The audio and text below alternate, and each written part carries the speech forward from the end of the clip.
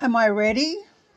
Jeez, look at this shit. I've got a 3-year-old microphone that can barely stand up and a 7-year-old laptop that might crash at any second. Apart from that, there are dogs barking, roosters crowing, babies crying, children playing. And what happens if the neighbours start fucking? Oh, okay. Welcome to Who is This Crazy Hag? So, what are we doing here? We're looking at life. One life in 8 billion lives that is slightly unconventional and possibly interesting to the one person who is listening. Hi, Mom. So who am I? Let's just say, after a lifetime of travel, I decided to move to the jungle to write books, cook amazing food, and make art. Today, I'm going to read a story from one of those books. This is a collection of true travel stories called Phew, Eeew, Travel Tales I Never Told Mum.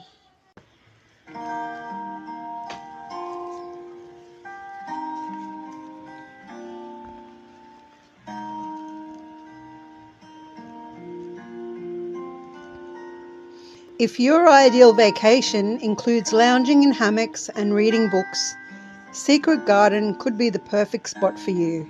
From observing iguanas to watching hummingbirds, picking fresh tropical fruit from the garden, and walking to the beach, you can do as little or as much as you like. Secret Garden is an eco-house where you can get away from it all and truly relax. Make your booking on Instagram or Facebook at Secret Garden Mompiche. The links are in the show notes. Use the code WITCHPOD for a 20% discount on a 6-day stay.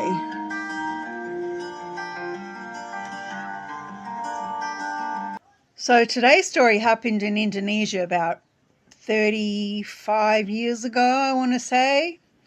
I just got to Bali. I'd been in Bali for a little while and I'd met lots of people, lots of great people while I was traveling. And then I decided to move away from W.I.T.C.H and move to Candidasa because I wanted to see a particular kind of festival. And this happened. The story is called Holy Smoking Backpacks, and I'm reading from the book. The bumpy winding road out of Kuta Beach was jammed with traffic. Tiny men on rickety bicycles wobbled along the jagged edges of the tarmac, carrying huge bales of animal feed. Locals trundled up and down either side of the street, balancing their precious cargo on their heads. One wizened old man had a heavy wooden double bed frame teetering precariously on his bare skull as he trotted down the street. A tiny old lady, not 4 feet tall, carried an enormous burlap bag taller than herself, balancing the load on her head. Scruffy dogs with weeping open wounds, stray goats, dirty chickens, and bald ducks wandered up and down the side of the road. Jammu women sold traditional Javanese tonics and potions along the way. Okay, let me explain this, like we're off book now. Jammu is like a traditional health drink made from turmeric and ginger and other spices, and it's all boiled together and strained into this like a medicinal elixir. It's absolutely the most amazing thing, but it's been sold in Indonesia for over 1,300 years. And these Jammu ladies are on every corner. You go around Indonesia and they're all over the place. I actually make that at home right now because it's really good for you. Anyway, back to the book. Whining scooters with mum, dad and all 5 children squeezed on board, weaved in and out of oncoming cars, trucks, buses and BMOs. Okay, BMOs, let's explain that. A minivan that transports people all over the country. So it's not unusual to find yourself sitting next to an old lady carrying 6 upside down chickens by the feet or a man holding a goat on his lap. So a BMO, every time I refer to that, it's just a minivan. Garishly decorated trucks loaded to the clouds with rice, vegetables or wooden crates veered willy-nilly up and down the road. Pickups crammed with people bounded along, their human cargo dangling loose limbs over the sides. 24 folk singers and dancers in colourful garb, carrying myriad gamelan instruments, jolted down the tarmac on the back of a utility vehicle on their way to some kind of ceremony. Okay, let's talk about gamelan instruments. These are really interesting, actually. When you think of gamelan, it's obviously the Indonesian word. Think metallophones. So anything like a xylophone type of an instrument. They're played with metals, and there are 5 instruments that make up the percussion orchestra. So a gamelan orchestra is basically a chorus of xylophones. So now we're back to the book. Overstuffed BMOs carrying people, gripping live chickens and goats, careening either direction, at times just missing each other in passing. The drivers beeped and shouted all the way, spewing a tangle of disgruntled passengers out the door at each stop. Each vehicle travelled at vastly different speeds to all the others, negotiating the jam-packed thoroughfare at its own pace. In roadside irrigation canals, people bathed and squatted naked to perform their daily ablutions. Shuddering at the pitiful plight of these poor people without access to clean water and plumbing, I shut my eyes and hoped we made it to Ubud in the heart of Bali alive. As the incessant madness of Kuta Beach subsided and the traffic thinned out, I gazed out the window at the landscape. Terraced rice paddies dominated sweeping hills, while rivers and irrigation streams sliced through the district, creating the illusion of a luscious green checkerboard. The warm air was filled with singing birds and the soothing sounds of trickling water. Nestled among the emerald green rice paddies and steep ravines in the stunning central Balinese foothills, 25 kilometres north of Denpasar, Ubud promised Michelle and I a unique perspective of Bali. Back then, Ubud was a prospering tourist resort and a flourishing centre for the arts. The enchanting village gradually evolved into a major cultural centre as resident musicians developed gamelan orchestras, painters and authors created fine works of art, and lontar experts carved statues and ornaments into the temples in the hills around Ubud. So we're going to talk about lontars. So lontars are the collection of 600 images of the Balinese lontar manuscript that's used to pass down knowledge and preserve tradition. So the lontar artists are using those images to recreate history and tell stories. The idyllic village soon became a focal point for many foreign artists, anthropologists and avant-garde world travellers who passed through. The unruffled calmness of Ubud soothed away our Balinese blues, while the extraordinary beauty of the surrounding hills inspired me to write. Michelle and I checked into the Made Tip Tip house and immediately were made to feel at home. The locals in Ubud were wonderfully generous and charming. Our newfound friend Dewey took us to see the Legong dance at the palace that night. We spent days enjoying Ubud's rich culture of dance, music, painting and sculpture. Each night we attended the classical dance dramas of Ramayana, Mahabharata, watched a shadow puppet performance or listened to the excellent gamelan music. The night markets were alive with late-night diners, and we gorged on sumptuous Indonesian fare. Gulai and nasi goreng, surrounded by locals and tourists, all chattering and laughing at once. Gulai is a spicy stew made from all kinds of meat, vegetables, jackfruit and banana. Ours was fish, but they use all different kinds of meat in this, and a gulai is basically a stew. Nasi goreng is fried rice. Anything goreng is fried. So if the dish has the word goreng in it, it means it's deep fried. We both loved Ubud, a lush little village alive with art. One night we met Olivia at a performance of the Kecek and Kray dance. So the Kecek and Kray is like a sacred performance. It tells the story of an unseen force entering the body of the performer, who then enters into a trance-like state. So the whole performance is like this mesmerizing trance. And we've just met Olivia. She seemed nice enough and we toured the area together. Now a trio, we sauntered through the Puri Saren Palace with its maze of compounds and elaborately carved doorways. We strolled around the superbly chiseled Pura Saraswati temple behind the lotus pond near the Puri Saraswati Palace. We admired the delightful sculptures of the Pura Huse temple and roamed around the Puri Lukisan Museum, gazing at paintings depicting the Balinese agrarian cycle and ornate sculptures, stopping to relax in the peaceful garden. We went to the Seniwati Gallery for Women's Art and the Gallery of I Gusti Nyoman Lempad to see the delicate pen and ink drawings of Ubud's most famous artist. Intricate paintings, extraordinary carvings, superb weavings, and decorations made for shrines. One night, Olivia said she wanted to hike around the surrounding highlands.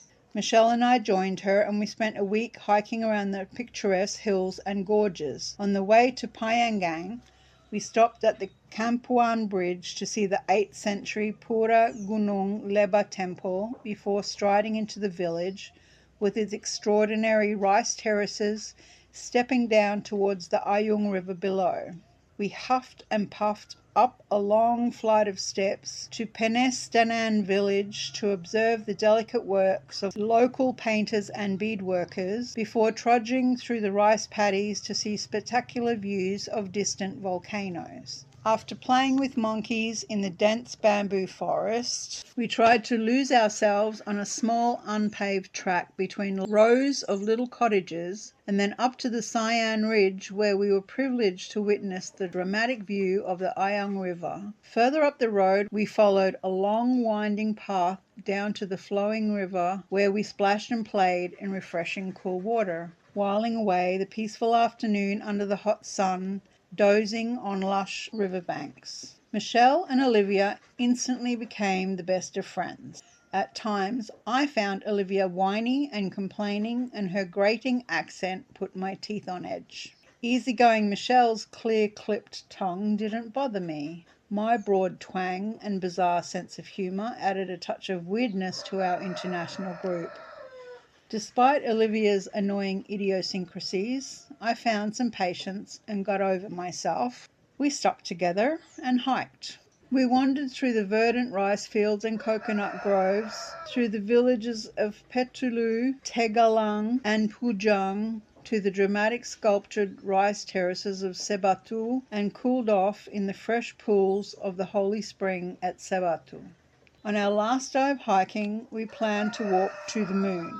I know this sounds crazy, because who walks to the moon? But stick around and see where this road leads. The moon of Pejang lies across a spectacularly hilly country past the sites of several ancient palaces and temples. We hauled our sore legs uphill and over dale across 2 lush steep gorges into Pejang to visit the museum and a temple containing a prehistoric bronze drum known as the Moon of Pejang. That evening, Michelle departed to catch her flight back to London the following day. Olivia and I stayed together to experience more of Bali's wondrous offerings. Now, I got to tell you, this is where I fucked up. This is the point in the story where I fucked up. Anyway, let's continue. The upcoming festival of rituals in Bugbug looked like an interesting option. Just a little north of Kandidasa, Bugbug was a prosperous rice-growing and fishing village. On the full moon of the first Balinese month, the ritual worship of the village gods takes place at the Puradesa temple. The traditional ceremony lasts for days. Spectacular dances are performed by teenage boys in costumes of white and gold-threaded cloth, adorned with elaborate headdress and keris, the traditional weapon. 3 orchestras playing bamboo xylophones, drums, and cymbals, the sacred bronze selunding, simultaneously accompany the dancers along with the gambang ensemble. Okay, let's talk about what's a selunding. A selunding is basically a Balinese ensemble of music And the gambang is a wooden instrument like a xylophone but made from wood. So it would join a gamelan orchestra because of what it is, but it's called a different name because it's made of different material. Fascinated by history and culture, we set out to sample some of the true local flavours. As the rattling old bus pulled out of Ubud in the direction of Klung Klung, we still hadn't decided whether to stop there to see the palace of the god of love and the exquisitely painted ceilings of Kertagosa and Bale Kambang, or go straight on to Candidasa and head up to Bugbug. The usual motley collection of vehicles littered the road. There are parts of Bali that seem to have a mellow, liquid atmosphere, while other parts of the island feel frenzied and energetic. All roads were categorized in the frantic section. Tossing a coin between visiting the bright Klung Klung market in full swing with its vast range of local delights and staying on the bus all the way to the dramatic black sand beaches of Candidasa, Olivia and I debated back and forth. Seriously, peeps, if you're traveling with someone and there's a freaking debate about whether or not you're going to market, ditch them. Fucking ditch them. I should have ditched her. I didn't. She's arguing with me about going to a fucking market. Like, seriously, who does that? You're traveling.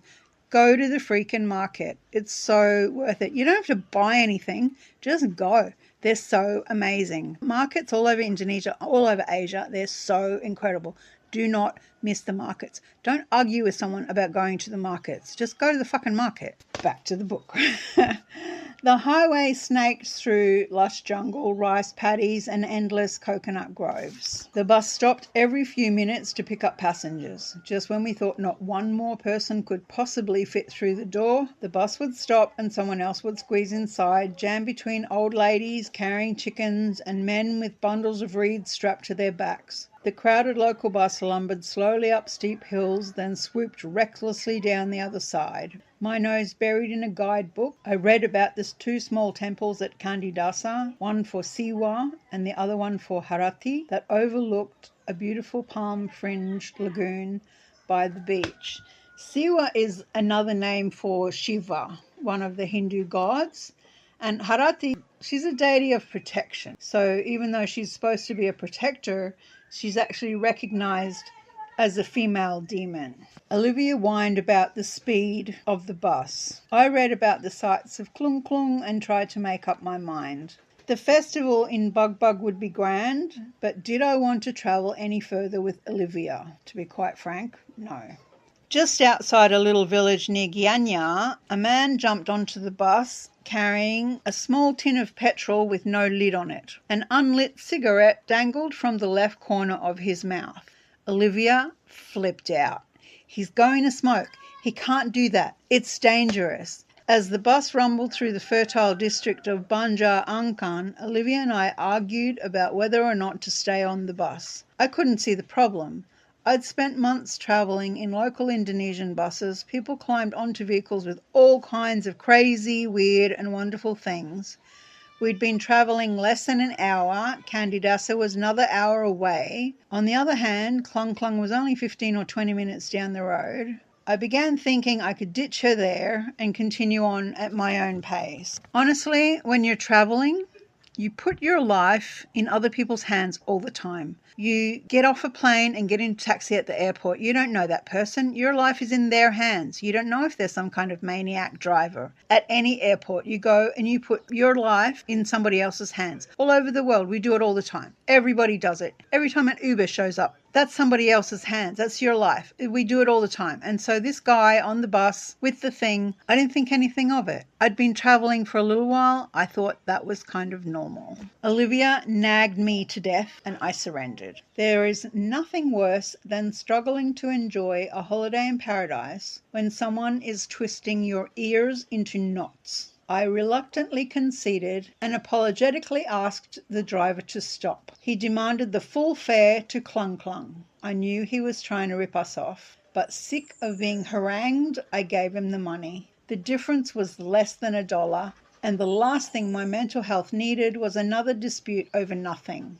We hauled our packs from the aisle and dropped them on the hot, dusty road. A puff of aromatic exhaust fumes blew into my face as the bus rolled down the long straight road, sans its 2 foreign tourists. In an irrigation canal behind us, a local farmer was taking a dump. Nice, right?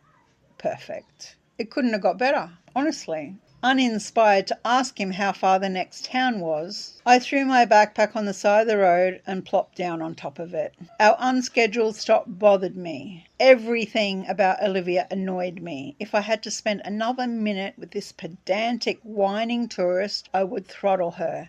She had complained about every single detail of every little thing. We'd done some incredible stuff, seen spectacular sights, met amazing people. We'd eaten the world's best food, we'd had some magical experiences, and none of it was good enough for her.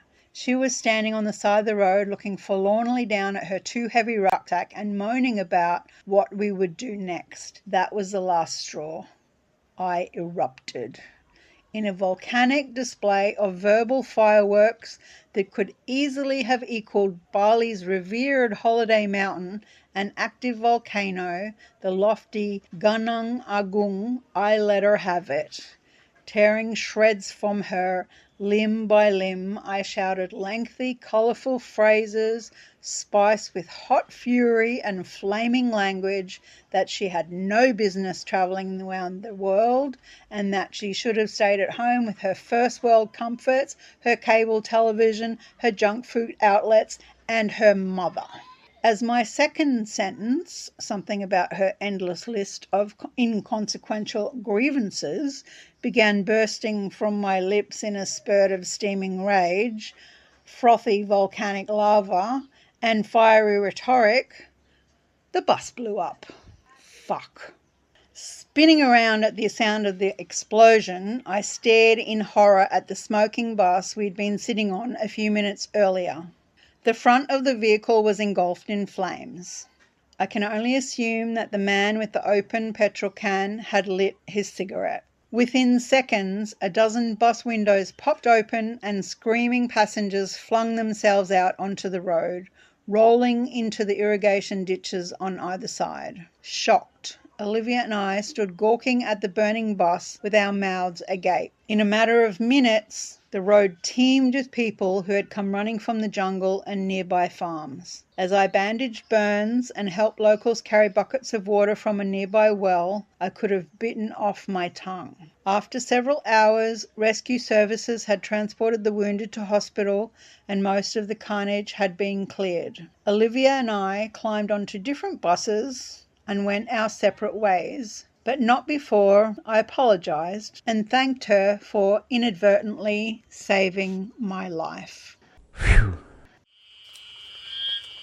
Hey there, love bugs! Welcome to the jungle! I'm Nancy Miarelli, your guide to the ecological and entomological, i.e. bug, wonders of Ecuador. With my master's in entomology and a passion for ecology and conservation, I'm here to take you on an unforgettable adventure through the mega diverse forests and more lush than you may have expected mountainsides of Ecuador. This year, I'm excited to offer 2 unique science-focused tours. Join me for a nature journaling course where we'll sit in the grass, sketch, observe, and reflect on all the creatures and plants that we discovered. Or dive deep into evolutionary theory on my evolution tour, where you'll see what you learned in a book that one time growing on the side of a tree. Ready to embark on a journey of discovery? Visit www.scibugs.info, that is Scibugs, SCIBUGS, to learn more or find me, Scibugs, everywhere on the internet. Let's explore Ecuador and all it has to offer together.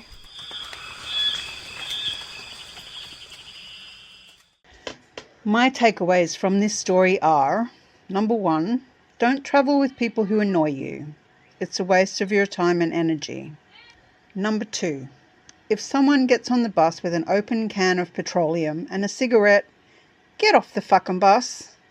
Seriously. Travel's supposed to be fun and educational, not life-threatening. So stay safe out there.